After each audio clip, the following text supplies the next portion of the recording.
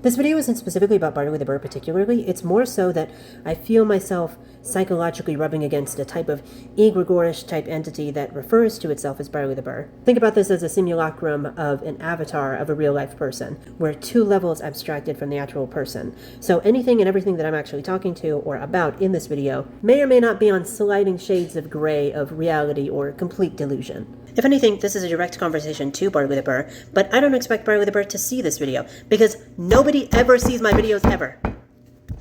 Ugh, I'm in the Key Asylum. Someone, help! I made an entire pot of coffee, not knowing that my dad wasn't going to be here to drink it, so I'm trying to get rid of the evidence of me wasting a bunch of beans.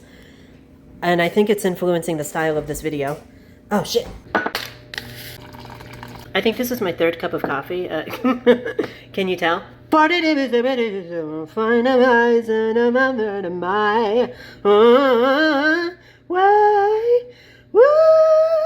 of my first, and so far one of my only, real brushes with what I can only assume is social media success comes in the form of TikTok, where I uploaded about 4 to 5 times a day for 40 days straight.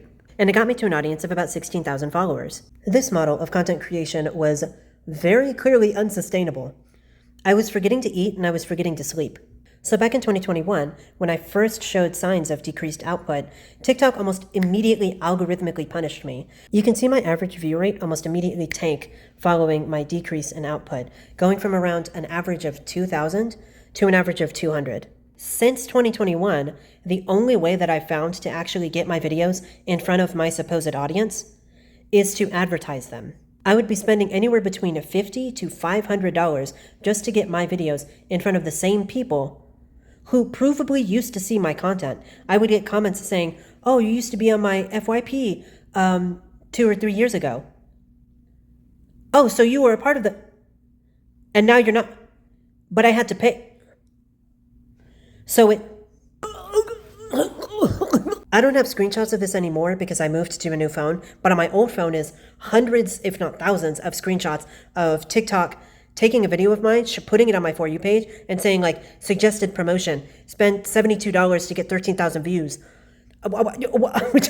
Lipstick on my white Valentino bag. Like, are you hot? I feel hot. It's hot out and I feel hot. Like, is anybody else hot? I've had 7 TikTok accounts and I think 5 YouTube accounts, where I've tested the YouTube and TikTok algorithm and numerous amounts of times. And so far, genuinely, there are only 3 things that I've noticed between these accounts that I can also account for in BarleyTheBurr's account. First things first, you need to upload consistently and regularly. And when I say consistently and regularly, I mean you need to upload to an absurd degree. YouTube's algorithm seems to only really recognize you if you upload, if not daily, at least 3 times a week.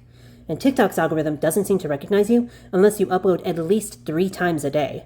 I suspect that one of the main contributing reasons as to why live streaming is as popular as it is now is because it's really easy to clip farm and content farm as a means of making short-form social media content for every other media site.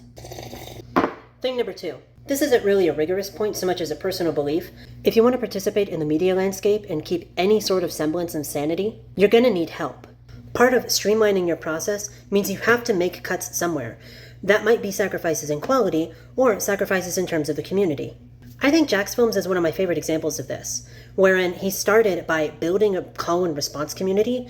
Yesterday I asked you, your grammar sucks, PMS, and inevitably had to rely on the community for content. And even then, he still had to develop a council of peers in order to keep all of that stuff organized. His reliance on streaming, his reliance on his community, and his reliance on his council make him almost the perfect iconoclast for what I actually feel is the model YouTuber. And we can witness in real time BarleyTheBurr do the exact same thing that Jack's Films is doing. I would argue that BarleyTheBurr is literally just a furry Jack's Films. Oh, and in terms of making daily uploads all by myself, you can see that that totally hasn't damaged my psyche at all, right? I'm still totally as sane as I was before this. Where did my diamonds go? Ow, my knee. I'm not basically making some critical accusation that BarleyTheBurr is copying Jack's Films either. Instead, it kind of actually segues into my third point. All art and all media is informed by all of the art and media that has preceded it. And so in that way, I would say that Jack's Films has paved the way for a creator like BarleyTheBurr to get the audience that he has. It's like the internet was primed for the existence of a BarleyTheBurr type, because that type is sort of like a Jax Films type.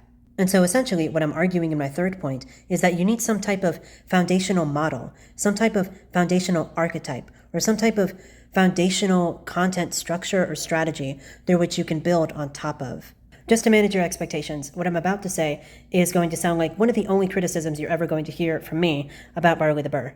It feels like to me like BarleyTheBurr is using his furriness as a kind of unique selling point. Like his persona is just a part of his marketing strategy to push forward the brand of BarleyTheBurr. I don't want to make any strong accusations because there's a sliding gradient between participating in something and actually contributing to it. And I do feel like BarleyTheBurr fits squarely in the middle of that conversation.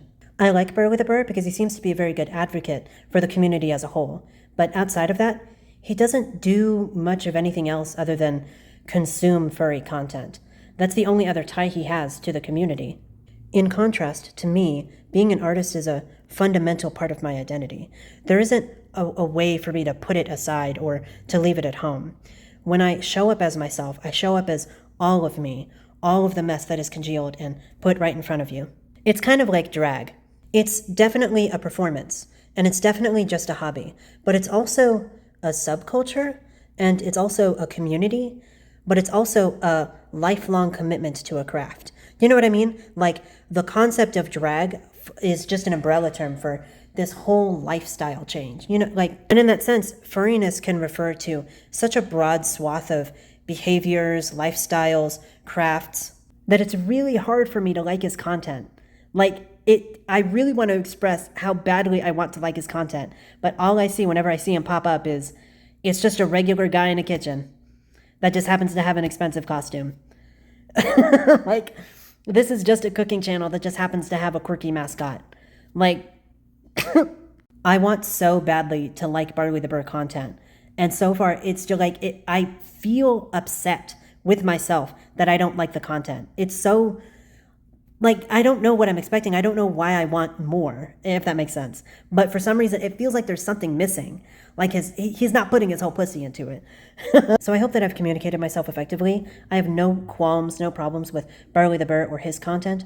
I really wish that there were more variations of furry content as opposed to just reaction or consumption.